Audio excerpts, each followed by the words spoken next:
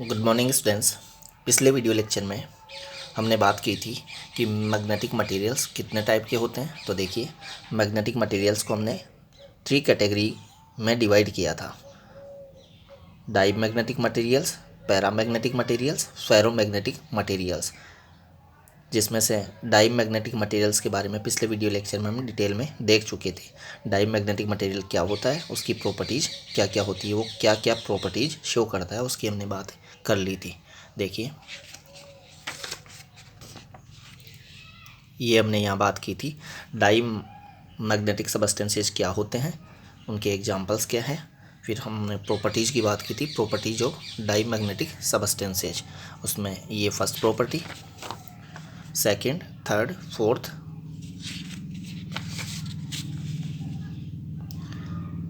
Fifth, ये sixth property. तो पिछले वीडियो लेक्चर में हम यहाँ तक देख चुके थे। डाई मैग्नेटिक मटेरियल्स की इन 6 प्रॉपर्टीज़ तक हम यहाँ तक देख चुके थे। क्लियर बात। आज के इस वीडियो लेक्चर में हम देखेंगे ओरिजिन ऑफ डाई मैग्नेटिज्म और explanation of diamagnetism. Clear है।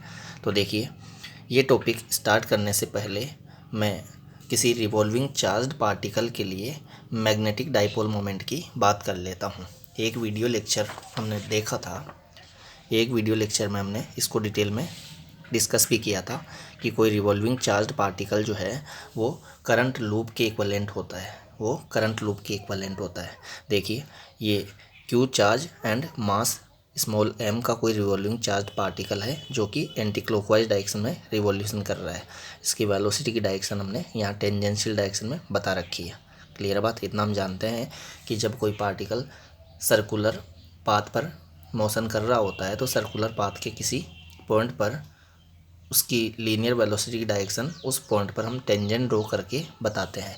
तो ये टेंजेंशियल डायरेक्शन में इसकी लीनियर वेलोसिटी की डायरेक्शन हमने बता दी है। क्लियर बात।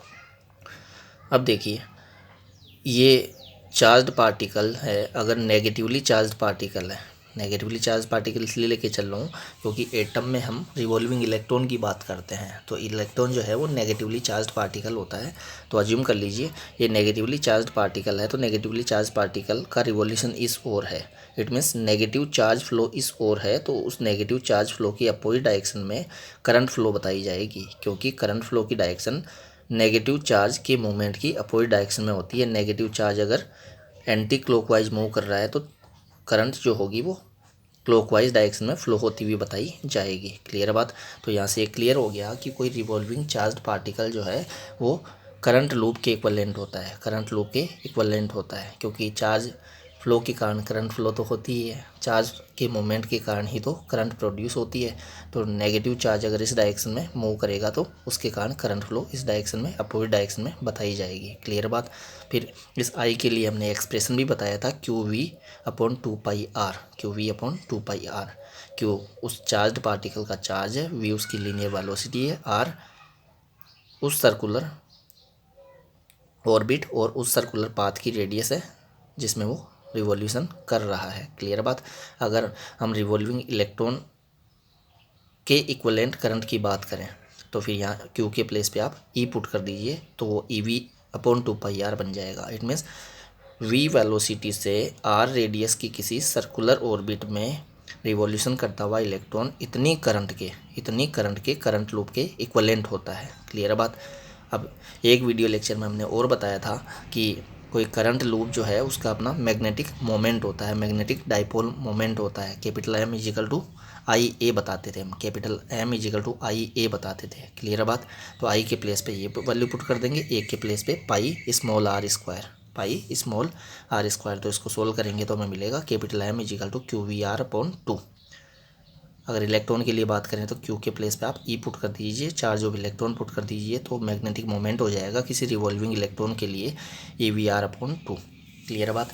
तो यहाँ से ये बात क्लियर होगी कि कोई रिवॉल्विंग इलेक्ट्रॉन जो है वो मैग्नेटिक मोमेंट प्रोड्यूस करता है। क्लियर बात। तो यही बात हमें आज के इस टॉपिक में यूज में लेनी होगी, आज के इस टॉपिक में यूज में लेनी होगी। देखिए, टॉपिक है हमारा origin of diamagnetism, origin of diamagnetism. तो देखिए, डाई मैग्नेटिज्म की जो प्रॉपर्टी है वो ऐसे मटेरियल्स, ऐसे सबस्टेंसेज में पाई जाती है जिनमें इलेक्ट्रॉन्स दो दो इलेक्ट्रॉन्स के पेयर्स की फॉर्म में होते हैं। मैंने क्या कहा? डाई मैग्नेटिज्म की प्रॉपर्टी ऐसे मटेरियल्स में पाई जाती है जिनके एटम्स में जो इलेक्ट्रॉन्स होते हैं वो दो दो इलेक्ट्रॉन्स के पेयर की फॉर्म में हो, दो दो इलेक्ट्रॉन्स के पेयर की फॉर्म में हो। देखिए इस तरीके से हमने यहाँ पेयर के दो इलेक्ट्रॉन यहाँ शो किए हैं, एक इलेक्ट्रॉन ये, एक इलेक्ट्रॉन ये। इलेक्ट्रॉन पर नेगेटिव चार्ज होता है इसलिए मैंने उसके चार्ज को यहाँ माइनस ही बता दिया है। तो मैंने किसी डाई मैग्नेटिक सबस्टेंस के एटम के दो इलेक्ट्रॉन यहाँ जो दिखाए हैं वो पेयर के दो इलेक्ट्रॉन हैं। एक पेयर में दो इलेक्ट्रॉन होंगे, एक एंटी क्लॉकवाइज रिवॉल्यूशन और एक क्लॉकवाइज रिवॉल्यूशन करता हुआ। क्लियर बात? ये एंटी क्लॉकवाइज रिवॉल्यूशन कर रहा है किसके अराउंड? न्यूक्लियस के अराउंड। इतना हम जानते हैं कि एटम के सेंटर पे न्यूक्लियस होता है जो कि पॉजिटिवली चार्ज्ड होता है। उस पॉजिटिवली चार्ज्ड न्यूक्लियस के अराउंड स्पेसिफिक ऑर्बिट्स में इलेक्ट्रॉन रिवॉल्यूशन करते रहते हैं। अब यहाँ मैंने पेयर के दो इलेक्ट्रॉन्स लिए हैं।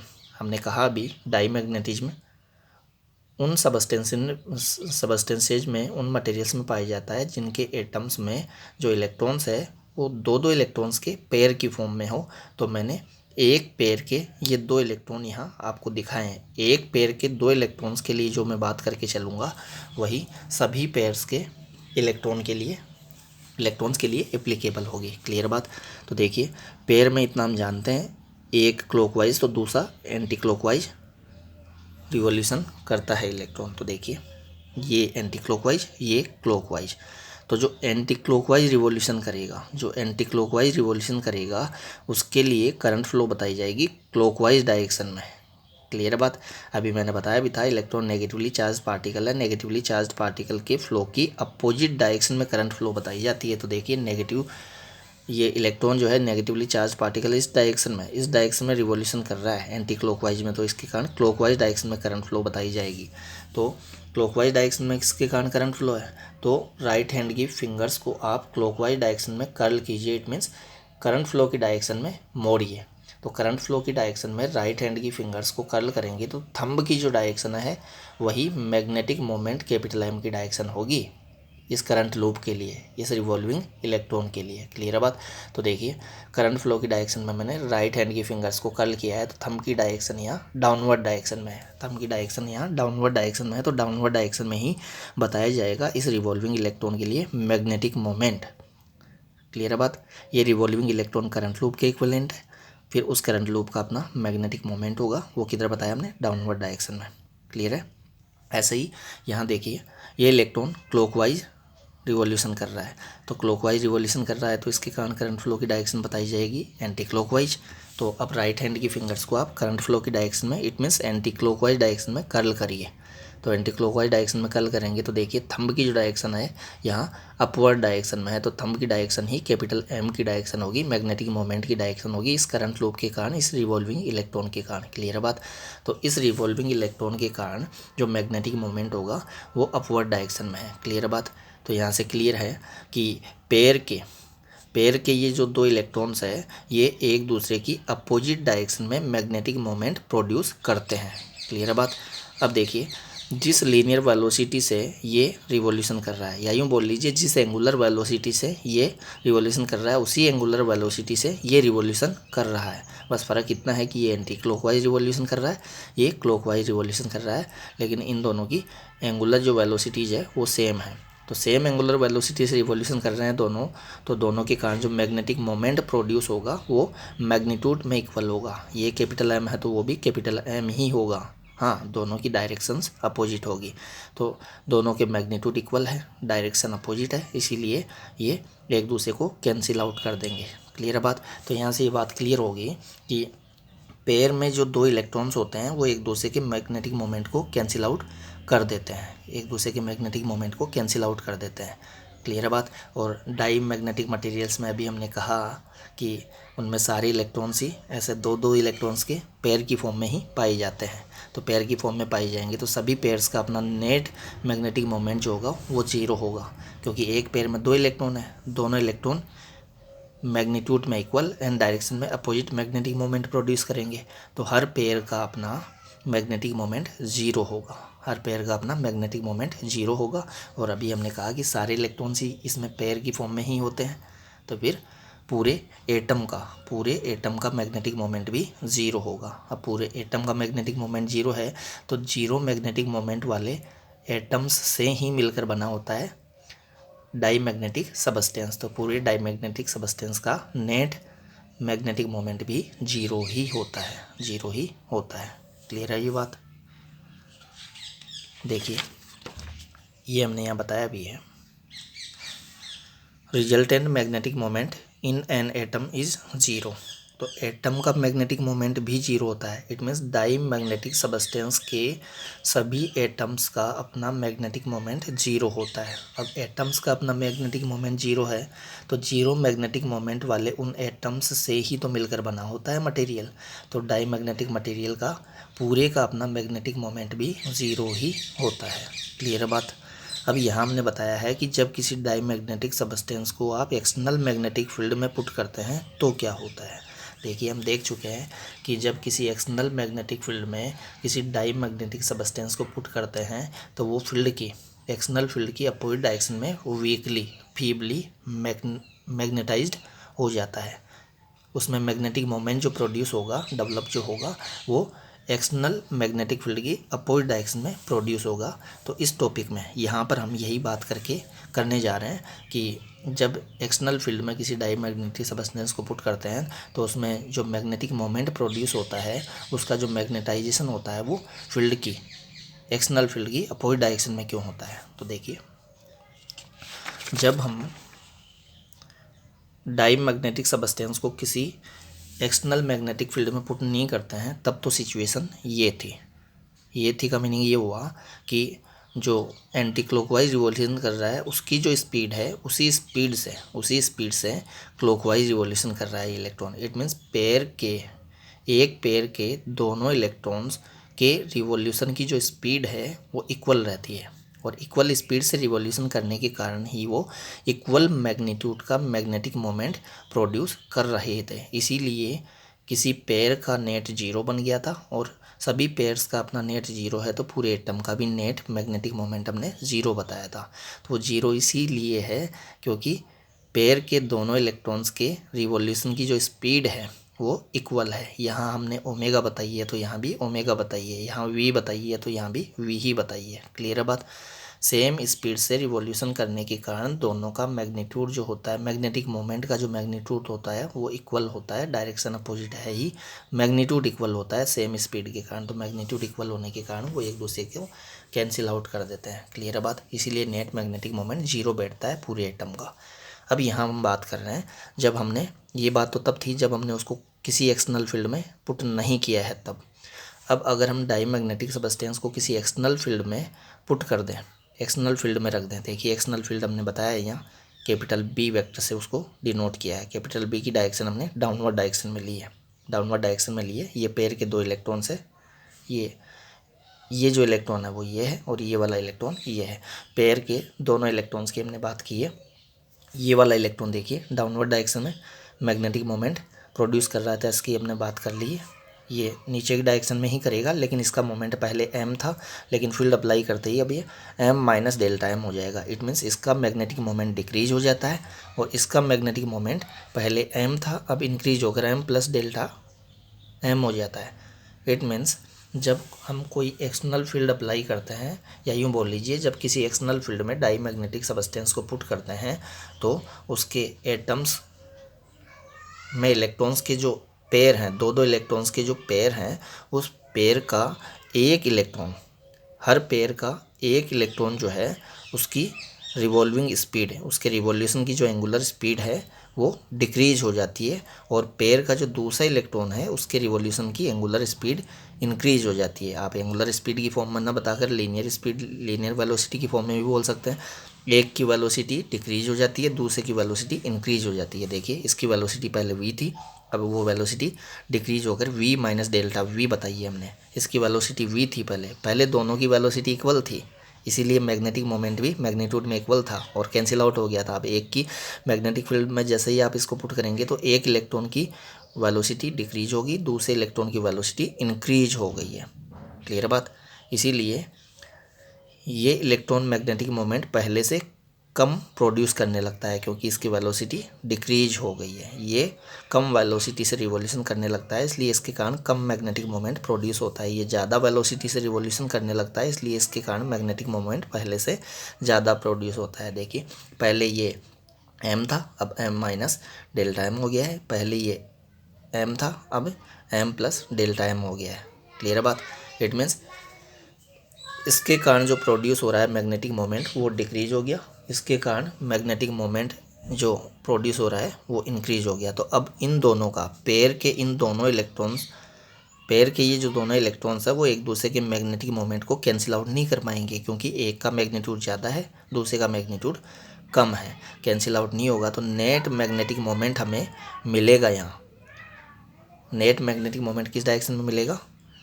एक्सटर्नल फील्ड जो है उसकी अपोजिट डायरेक्शन में। देखिए ये ज़्यादा है, ये कम है, तो इन दोनों का आप नेट देखेंगे तो जो ज़्यादा है उसी की डायरेक्शन में हमें नेट मिलेगा। तो फील्ड की अपोजिट डायरेक्शन में हमें नेट मिल जाएगा। इसीलिए हम बोलते हैं कि जब किसी एक्सटर्नल फील्ड में किसी डाईमैग्नेटिक सबस्टेंस को पुट करते हैं तो एक्सटर्नल फील्ड की अपोजिट डायरेक्शन में डाईमैग्नेटिक सबस्टेंस मैग्नेटाइज्ड हो जाता है। उसमें मैग्नेटिक मोमेंट जो प्रोड्यूस होगा, जो डेवलप होगा, वो फील्ड की अपोजिट डायरेक्शन में होगा। क्लियर है बात। अब देखिए हमने ये तो बता दिया है कि एक की वेलोसिटी डिक्रीज होगी, दूसरे की वेलोसिटी इंक्रीज होगी। जिसकी वेलोसिटी डिक्रीज होती है वो कम मैग्नेटिक मोमेंट प्रोड्यूस करने लगता है, जिसकी वेलोसिटी इंक्रीज हो जाती है वो ज़्यादा मैग्नेटिक मोमेंट प्रोड्यूस करने लगता है, जिससे पेयर के दोनों इलेक्ट्रॉन्स का नेट मैग्नेटिक मोमेंट जीरो नहीं मिल पाता है। किस डायरेक्शन में मिलेगा? जो ज़्यादा प्रोड्यूस कर रहा है मैग्नेटिक मोमेंट उस डायरेक्शन में। वो ज़्यादा प्रोड्यूस कौन करता है? ज़्यादा प्रोड्यूस वो कर रहा है जिसका मैग्नेटिक मोमेंट फील्ड की अपोजिट डायरेक्शन में है। अब देखिए इसको भी हम समझ लेते हैं थोड़ा कि ये इसकी स्पीड डिक्रीज क्यों हुई, इसकी स्पीड इंक्रीज क्यों हुई, या यूँ बोल लीजिए कौन से की स्पीड डिक्रीज होगी, कौन से की स्पीड इंक्रीज होगी, उसको हम किस बेस पे देखेंगे। तो इसको देखने के लिए हमें एक टॉपिक पता होना चाहिए कि मैग्नेटिक फील्ड में किसी रिवॉल्विंग चार्ज्ड पार्टिकल पर मैग्नेटिक फोर्स लगता है। देखिए मैग्नेटिक फोर्स हमने एफ भी बताया है, यहाँ भी मैग्नेटिक फोर्स एफ भी बताया है। मैंने कहा मैग्नेटिक फील्ड में किसी रिवॉल्विंग चार्ज्ड पार्टिकल पर मैग्नेटिक फोर्स लगता है। यहाँ कोई मैग्नेटिक फोर्स नहीं था, सॉरी, यहाँ कोई मैग्नेटिक फील्ड हमने अप्लाई नहीं कर रखा था, इसलिए इस पर हमने कोई मैग्नेटिक फोर्स भी नहीं बताया है। क्लियर है बात। लेकिन जैसे ही आप एक्सटर्नल फील्ड अप्लाई करेंगे तो एक्सटर्नल फील्ड अप्लाई करते ही इन रिवॉल्विंग इलेक्ट्रॉन्स पर मैग्नेटिक फोर्सेज वर्क करने लगेंगे, मैग्नेटिक फोर्स लगने लगेंगे। अब इस इलेक्ट्रॉन पर, एंटी क्लॉकवाइज रिवॉल्विंग इलेक्ट्रॉन पर मैग्नेटिक फोर्स जो है वो इस डायरेक्शन में लग रहा है,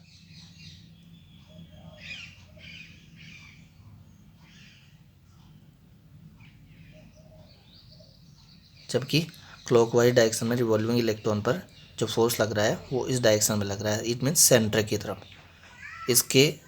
इसकी जो सर्कुलर ऑर्बिट है, ये वाली जो सर्कुलर ऑर्बिट है, सर्कुलर पाथ है, इस पाथ के सेंटर की ओर लग रहा है इस पर, जबकि इस पर लग रहा है away from the centre, centre से दूर की ओर, बाहर की ओर। क्लियर है बात। तो देखिए सेंट्रीपिटल फोर्स हम बताते हैं सेंटर की ओर, तो यहाँ सेंट्रीपिटल फोर्स तो यहाँ होगा क्योंकि रिवॉल्विंग इलेक्ट्रॉन पर सेंट्रीपिटल फोर्स तो लगता ही है, विदाउट सेंट्रीपिटल फोर्स तो सर्कुलर मोशन होती ही नहीं है। तो सेंट्रीपिटल फोर्स यहाँ भी लग रहा था, इस पर तो लग ही रहा था, लेकिन सेंट्रीपिटल फोर्स तो होता है सेंटर की ओर, लेकिन फील्ड अप्लाई करते ही इस पर सेंट्रीपिटल फोर्स की अपोजिट डायरेक्शन में फोर्स वर्क करने लगा, जिससे इसका सेंट्रीपिटल फोर्स जो है वो डिक्रीज हो गया। सेंट्रीपिटल फोर्स डिक्रीज होगा, इसीलिए इसकी वेलोसिटी डिक्रीज हो गई है। अब कम वेलोसिटी से ये रिवोल्यूशन करेगा तो फिर इसका मैग्नेटिक मोमेंट भी कम होगा। तो रीजन मैंने क्या बताया, इसकी वेलोसिटी डिक्रीज क्यों हुई? क्योंकि सेंट्रीपिटल फोर्स की अपोजिट डायरेक्शन में फील्ड के कारण, मैग्नेटिक फील्ड के कारण इस पर मैग्नेटिक फोर्स लगने लगता है। जबकि यहाँ पर सेंट्रीपिटल फोर्स तो सेंटर की तरफ बताते ही हैं, वो तो यहाँ भी सेंटर की तरफ ही बताया था, लेकिन यहाँ सेंट्रीपिटल फोर्स की अपोजिट डायरेक्शन में मैग्नेटिक फोर्स लग रहा था इस फील्ड के कारण। यहाँ सेंट्रीपिटल फोर्स की डायरेक्शन में ही इस रिवॉल्विंग इलेक्ट्रॉन पर मैग्नेटिक फोर्स लगाने लगता है ये फील्ड। क्लियर है बात। तो सेंट्रीपिटल फोर्स जो है उसका वैल्यू इंक्रीज हो जाता है। सेंट्रीपिटल फोर्स का वैल्यू इंक्रीज हो गया तो उसकी रिवॉल्विंग स्पीड भी इंक्रीज हो जाएगी। स्पीड इंक्रीज होगी तो उसके कारण मैग्नेटिक मोमेंट जो प्रोड्यूस होगा वो भी ज़्यादा प्रोड्यूस होगा। क्लियर है बात।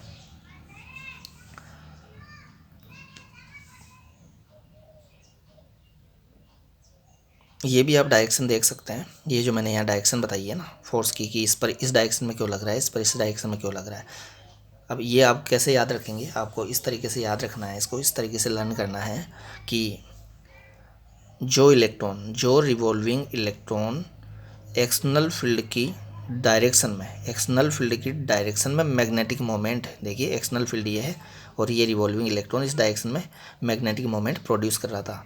जो रिवॉल्विंग इलेक्ट्रॉन एक्सटर्नल फील्ड की डायरेक्शन में मैग्नेटिक मोमेंट प्रोड्यूस करता है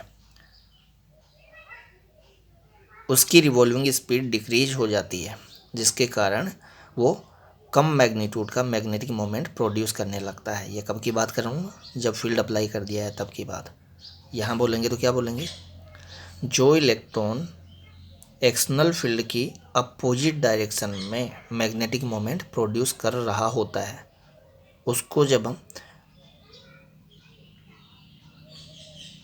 क्या बोला मैंने, जो इलेक्ट्रॉन एक्सटर्नल फील्ड की अपोजिट डायरेक्शन में मैग्नेटिक मोमेंट प्रोड्यूस कर रहा होता है उसकी रिवॉल्विंग स्पीड जो है वो इंक्रीज हो जाती है। इट मीन्स जो एक्सटर्नल फील्ड की अपोजिट डायरेक्शन में मैग्नेटिक मोमेंट प्रोड्यूस करता है उसकी स्पीड इंक्रीज हो जाती है, जिससे वो ज़्यादा मैग्नेटिक मोमेंट प्रोड्यूस करने लगता है। जो एक्सटर्नल फील्ड की डायरेक्शन में मैग्नेटिक मोमेंट प्रोड्यूस करता है उसकी स्पीड डिक्रीज हो जाती है, जिससे वो कम मैग्नेटिक मोमेंट प्रोड्यूस करने लगता है। अब इसकी डिक्रीज क्यों हुई है, इसकी इंक्रीज क्यों हुई है, मैंने बता दिया। इस पर सेंट्रीपिटल फोर्स की अपोजिट डायरेक्शन में फोर्स लगाने लगता है ये मैग्नेटिक फील्ड, और इस पर सेंट्रीपिटल फोर्स की डायरेक्शन में ही मैग्नेटिक फोर्स एफ भी लगाने लगता है ये मैग्नेटिक फील्ड। यहाँ सेंट्रीपिटल फोर्स की मैंने डायरेक्शन नहीं दिखाई है, सेंट्रीपिटल फोर्स आपको दिखाया भी नहीं है।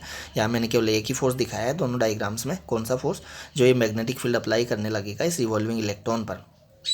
किसी रिवॉल्विंग चार्ज पार्टिकल पर मैग्नेटिक फील्ड में मैग्नेटिक फोर्स लगता है, जिसकी हम 7th चैप्टर में बात करेंगे। यहाँ तो आप ध्यान रखिए। तो उस फोर्स की डायरेक्शन इस एंटी क्लॉकवाइज रिवॉल्विंग इलेक्ट्रॉन पर है away from the centre, clockwise revolving electron पर है टूवर्ड्स द सेंटर। तो यहाँ सेंट्रीपिटल फोर्स इंक्रीज होगा, यहाँ डिक्रीज होगा, क्योंकि सेंट्रीपिटल फोर्स की अपोजिट डायरेक्शन में ही है, ये सेंट्रीपिटल फोर्स की डायरेक्शन में ही है। तो यहाँ सेंट्रीपिटल फोर्स इंक्रीज होगा, यहाँ डिक्रीज होगा। सेंट्रीपिटल फोर्स इंक्रीज जिसके लिए होगा उसके लिए वेलोसिटी इंक्रीज होगी, जिसके लिए अपोजिट डायरेक्शन में होगा, सेंट्रीपिटल फोर्स की अपोजिट डायरेक्शन में होगा, अभी उसकी वेलोसिटी डिक्रीज हो जाएगी। अब इस डायरेक्शन को, फोर्स की डायरेक्शन को भी आप देख सकते हैं, इसको राइट हैंड पाम रूल से, राइट हैंड पाम रूल से, दाहिने हाथ की हथेली के नियम से देख सकते हैं। कैसे, देखिए, ये रिवॉल्विंग इलेक्ट्रॉन है, इस इलेक्ट्रॉन का रिवॉल्यूशन एंटी क्लॉकवाइज डायरेक्शन में है, तो करंट फ्लो मैंने बताई थी अभी क्लॉकवाइज डायरेक्शन में। तो करंट फ्लो की डायरेक्शन में आप रखिए राइट हैंड की, देखिए ये राइट हैंड है, इस तरीके से ये राइट हैंड है, ये ढंग से मैं दिखा नहीं पा रहा हूँ यहाँ। राइट हैंड की जो फिंगर्स है वो तो मैग्नेटिक फील्ड की डायरेक्शन में रखिए, मैग्नेटिक फील्ड हमने डाउनवर्ड डायरेक्शन में लिया है, तो राइट हैंड की फिंगर्स को डाउनवर्ड डायरेक्शन में रखिए। फिर ये जो थंब है ये इन फिंगर्स के परपेंडिकुलर रखिए, ये थंब, और ये परपेंडिकुलर तो रहना ही चाहिए और करंट फ्लो की डायरेक्शन में रहना चाहिए। तो करंट फ्लो हम किस ओर बता रहे हैं, देखिए ये इलेक्ट्रॉन जो है वो इस तरीके से एंटी क्लॉकवाइज रिवॉल्यूशन कर रहा है, तो इसके कारण करंट फ्लो हम क्लॉकवाइज डायरेक्शन में बताएंगे, यूँ बताएंगे। तो करंट फ्लो इस ओर होने के कारण मैं करंट फ्लो की डायरेक्शन के अलोंग रखता हूँ ये थंब, और फिंगर्स रखता हूँ मैग्नेटिक फील्ड की डायरेक्शन में। डाउनवर्ड डायरेक्शन में फिंगर्स रखिए, एक मीन्स मैग्नेटिक फील्ड की डायरेक्शन में फिंगर्स रखिए, थंब रखिए करंट फ्लो की डायरेक्शन में। तो देखिए ये जो पाम है, इस पाम की परपेंडिकुलर जो डायरेक्शन होगी, पाम के लिए नॉर्मली आउटवर्ड जो डायरेक्शन होगी वो इस ओर होगी, इस हथेली के लिए जो नॉर्मली आउटवर्ड डायरेक्शन होगी वो इस ओर होगी। तो इस ओर इस पर मैग्नेटिक फोर्स लगेगा, इसके लिए बताएंगे।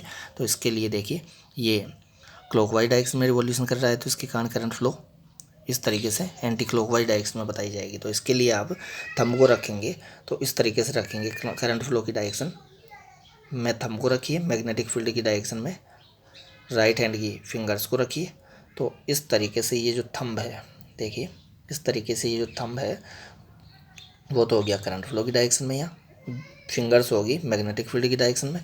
तो ये जो पाम है, इस पाम की normally outward direction, normally outward direction जो होगी ये वाली, ये होगी मैग्नेटिक फोर्स की डायरेक्शन। इस रिवॉल्विंग इलेक्ट्रॉन पर जो मैग्नेटिक फोर्स अप्लाई करेगा ये फील्ड, उसकी डायरेक्शन होगी। क्लियर है बात? तो इस पर मैग्नेटिक फोर्स इस डायरेक्शन में, इस पर मैग्नेटिक फोर्स इस डायरेक्शन में। क्लियर है बात? तो इतना आपको ध्यान रखने की ज़रूरत नहीं है, मैंने इतना यहाँ लैंग्वेज में लिखा भी नहीं है, लैंग्वेज में केवल इतना ही लिखा है, आप तो केवल इतना ध्यान रखिए। यह तो मैंने उन स्टूडेंट्स के लिए बताया है जो हर चीज़ को लॉजिकली अंडरस्टैंड करना चाहते हैं, हर चीज़ का लॉजिक चाहते हैं, उनके लिए इतना मैंने बता दिया है। अदरवाइज आपको इतना ध्यान रखना है, देखिए क्या ध्यान रखना है आपको इतना बोलना है कि जब हम एक्सटर्नल फील्ड अप्लाई करते हैं या डाई मैग्नेटिक सबस्टेंस को एक्सटर्नल फील्ड में रखते हैं, तो जो इलेक्ट्रॉन एक्सटर्नल फील्ड की डायरेक्शन में मैग्नेटिक मोमेंट प्रोड्यूस कर रहा था, जो इलेक्ट्रॉन एक्सटर्नल फील्ड की डायरेक्शन में मैग्नेटिक मोमेंट प्रोड्यूस कर रहा था, उसकी रिवॉल्विंग स्पीड जो है वो डिक्रीज हो जाती है, जिसके कारण वो कम मैग्नीट्यूड का मैग्नेटिक मोमेंट प्रोड्यूस करने लगता है। जबकि जो इलेक्ट्रॉन एक्सटर्नल फील्ड की अपोजिट डायरेक्शन में मैग्नेटिक मोमेंट प्रोड्यूस कर रहा था, उसकी रिवॉल्विंग स्पीड इंक्रीज हो जाती है, जिससे वो ज़्यादा मैग्नीट्यूड का मैग्नेटिक मोमेंट प्रोड्यूस करने लगता है। तो इन दोनों का आप देखेंगे नेट, तो नेट जो आएगा, इन दोनों का नेट जो देखेंगे तो इस डायरेक्शन में आएगा। इट मीन्स एक्सटर्नल फील्ड की अपोजिट डायरेक्शन में नेट आएगा। यहाँ तो नेट जीरो था, क्योंकि जितना मैग्नीट्यूड इसका था उतना ही मैग्नीट्यूड इसका था, क्योंकि जितनी स्पीड इसकी थी उतनी स्पीड इसकी थी। लेकिन एक्सटर्नल फील्ड में रखते ही एक की स्पीड डिक्रीज हुई, एक की स्पीड इंक्रीज हुई। जिसकी डिक्रीज हुई उसने कम मैग्नेटिक मोमेंट प्रोड्यूस करा, जिसकी स्पीड इंक्रीज हुई उसने ज़्यादा मैग्नेटिक मोमेंट प्रोड्यूस करा। डायरेक्शन तो वो जो हमने यहाँ बता रखी है वही है, ये डाउनवर्ड है तो ये भी डाउनवर्ड है, ये अपवर्ड है तो ये भी अपवर्ड है। डायरेक्शन तो मैंने बता ही दी है अभी। क्लियर बात? डायरेक्शन तो वही रहेगी, लेकिन मैग्नीट्यूड एक का डिक्रीज हुआ, एक का इंक्रीज हुआ। किसका इंक्रीज होगा? फील्ड की अपोजिट डायरेक्शन में जो मैग्नेटिक मोमेंट प्रोड्यूस कर रहा था उसका मैग्नीट्यूड इंक्रीज होगा। फील्ड की डायरेक्शन में जो मैग्नेटिक मोमेंट प्रोड्यूस कर रहा है उसका मैग्नीट्यूड डिक्रीज होगा। तो फील्ड की अपोजिट डायरेक्शन में नेट मोमेंट उसमें डेवलप हो जाएगा। इसीलिए हम बोलते हैं डाई मैग्नेटिक सबस्टेंस फील्ड की अपोजिट डायरेक्शन में मैग्नेटाइज होते हैं। क्लियर है बात?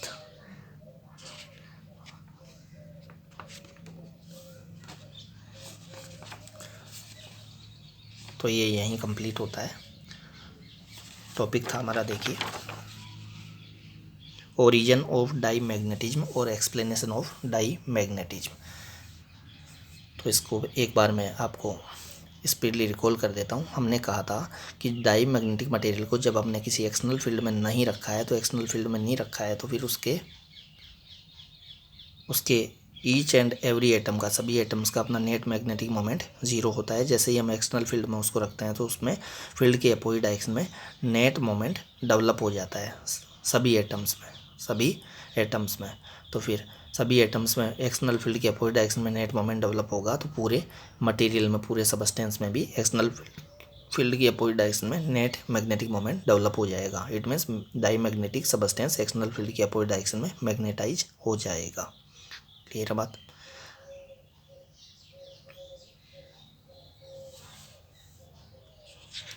नेक्स्ट वीडियो लेक्चर में हम बात करेंगे पैरामैग्नेटिक सबस्टेंस की एंड उसकी प्रॉपर्टीज़ की। फिर इस टॉपिक के लास्ट में हम देखेंगे इसका ओरिजिन ऑफ पैरामैग्नेटिज्म। क्लियर है बात? Thank you.